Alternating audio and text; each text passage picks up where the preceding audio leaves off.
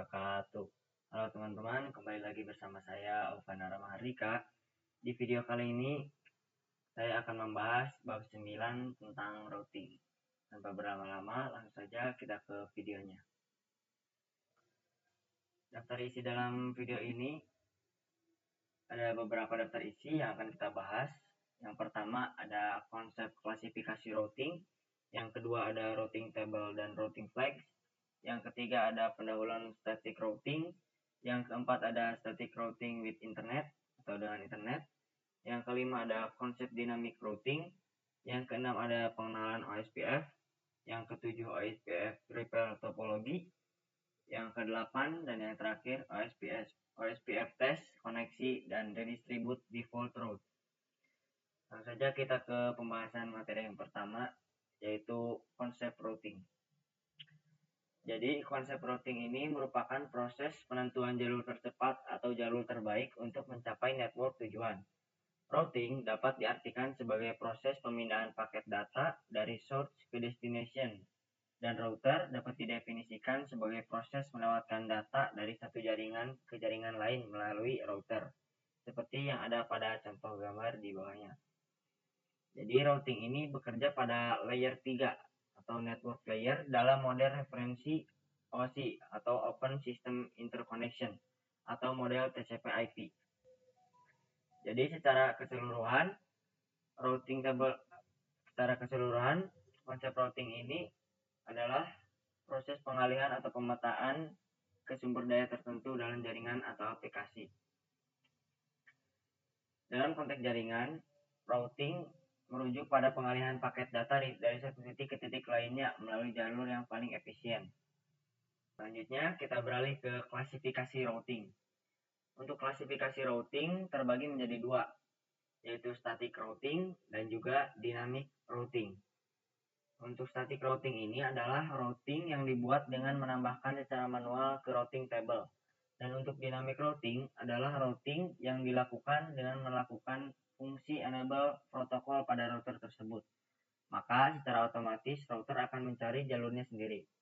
Ini adalah topologi dari dynamic routing seperti yang ada pada gambar di bawah ini. Dari dynamic routing ada interior protocol gateway dan juga ada exterior gateway protocol, lalu ada distance vector protocol dan juga ada link state protocol. Dan dari situ ke bawah lagi ada OSPF dan juga yang lainnya. Dan untuk exterior gateway protocols, untuk selanjutnya itu ada BGP. Dan untuk distance vector protocol selanjutnya ada IGRP dan juga yang lainnya. Seperti itu. Kita lanjut ke routing table. Routing table atau table routing adalah sebuah struktur data yang digunakan oleh router atau perangkat jaringan lainnya untuk menyimpan informasi tentang rute-rute atau jalur yang dapat digunakan untuk mengirimkan paket data ke tujuan yang tepat.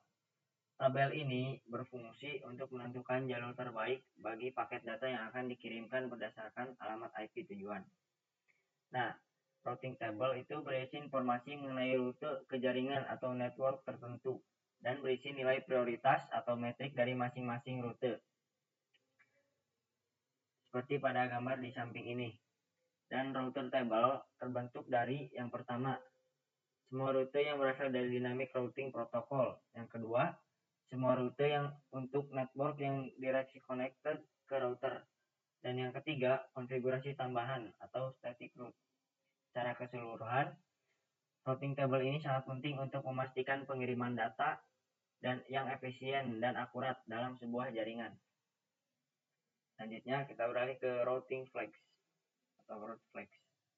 Route flags ini adalah tanda atau penanda yang akan digunakan dalam table routing untuk memberikan tambahan informasi mengenai status atau sifat route tertentu. Flags ini merupakan digunakan oleh sistem operasi atau perangkat jaringan seperti router untuk menunjukkan bagaimana rute tersebut berfungsi atau apakah ada kondisi khusus yang perlu diperhatikan. Di bawah ini adalah tanda-tanda untuk simbol dari routing flags ya. Cukup banyak simbolnya. D itu dynamic, A itu active, yaitu connected dan juga yang lainnya.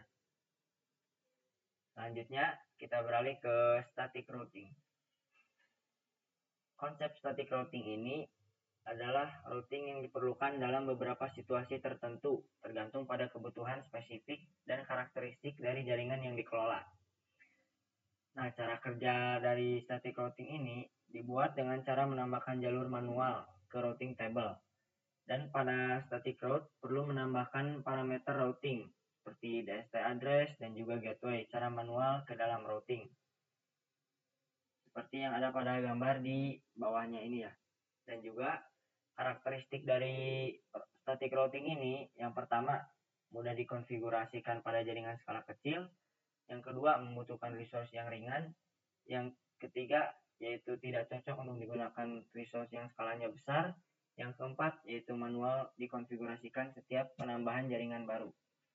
Untuk rumus dari static routing ini yaitu mau kemana dan lewat mana, seperti yang ada pada gambar di sini ya.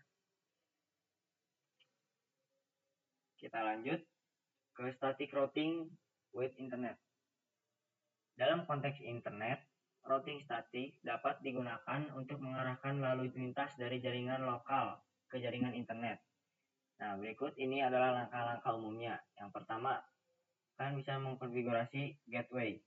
Nah, kalian perlu mengkonfigurasi router kalian dengan alamat IP gateway yang diberikan oleh penyedia layanan internet atau ISP. Yang kedua, rute default. Nah, kalian akan menambahkan rute default ke tabel routing router Anda. Rute default ini mengarahkan semua lalu lintas yang tidak memiliki rute spesifik ke gateway ISP. Yang ketiga dan yang terakhir yaitu rute spesifik. Yang ini opsional ya. Jika kalian memiliki kebutuhan khusus, kalian dapat menambahkan rute spesifik untuk jaringan tertentu di internet. Nah, pada internet ini adalah metode pengaturan yang pengiriman datanya secara manual, di mana administrator jaringan menetapkan rute tertentu untuk mencapai tujuan tertentu dengan di jaringan. Static routing sering digunakan di jaringan kecil atau yang lebih sederhana, di mana topologi jaringan tidak sering berubah dan membutuhkan kontrol yang lebih besar terhadap pengendalian data. Selanjutnya, kita beralih ke konsep dynamic routing. Konsep dynamic routing ini yaitu routing dinamis merupakan salah satu cara untuk mendistribusikan informasi tabel atau secara otomatis. Nah, hal ini digunakan untuk memudahkan perubahan dan ekspansi saat jaringan yang sudah terlalu besar. Untuk jenis konsep dinamik ini ada dua ya. Yang pertama IGP, yaitu Interior Gateway Protocol. Yang kedua EGP, yaitu Exterior Gateway Protocol. Untuk Interior Gateway Protocol sendiri ada tiga, yaitu yang pertama Distance Vector, yang berisi RIP dan juga EGRP. Yang kedua Link State, yang berisi OSPF, dan yang ketiga Hybrid, yang berisi EGRP. Untuk Exterior Gateway Protocol memiliki satu selanjutnya, yaitu BGP, seperti yang ada pada gambar di samping ini ya.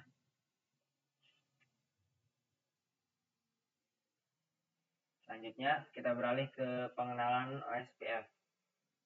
Nah, konsep OSPF ini, OSPF atau Open Shortest Path First, adalah salah satu protokol routing dinamis pada kategori IGP dengan algoritma Link State Protocol atau LSR.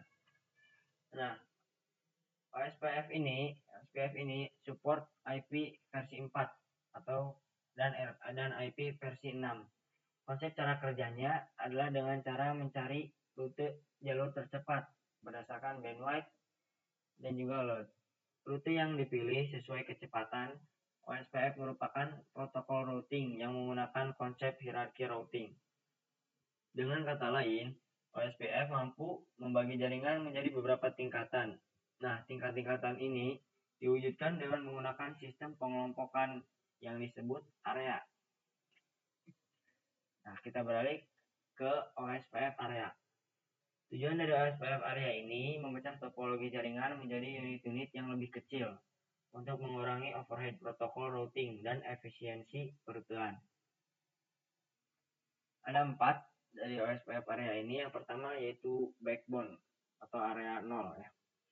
Nah, backbone ini bertanggung jawab mendistribusikan informasi routing antara non-backbone area. Jadi semua sub area harus terhubung dengan backbone secara logikal.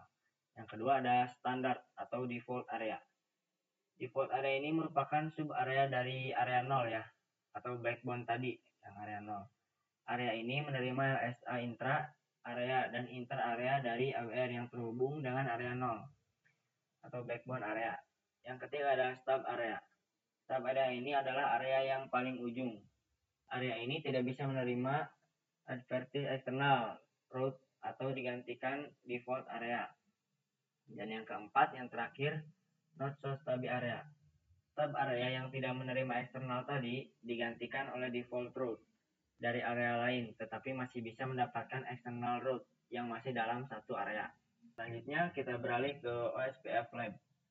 Nah, laboratorium OSPF ini sangat berguna untuk memahami mekanisme routing dan dapat mengidentifikasi masalah yang mungkin akan terjadi, dan juga dapat menguji berbagai skenario tanpa mempengaruhi jaringan produksi. Nah, OSPF Lab ini dapat merubah static routing sebelumnya menjadi dynamic routing dengan mendatarkan DAC sebelumnya ke dalam network OSPF dan juga mencoba menambahkan router dengan network baru dan bisa dilakukan konfigurasi OSPF. Dengan itu, maka pada routing table akan terdaftar secara otomatis. Untuk ini adalah gambaran dari OSPF Lab ya, yang sudah jadi. Selanjutnya, kita beralih ke OSPF test koneksi dan juga redistribute default route.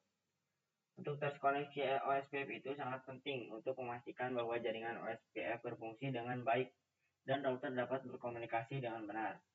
Redistribusi default ke OSPF juga memungkinkan jaringan OSPF mengarahkan lalu lintas yang tidak memiliki rute yang lebih spesifik melalui rute default yang memastikan komunikasi jaringan lain, misalnya pada internet.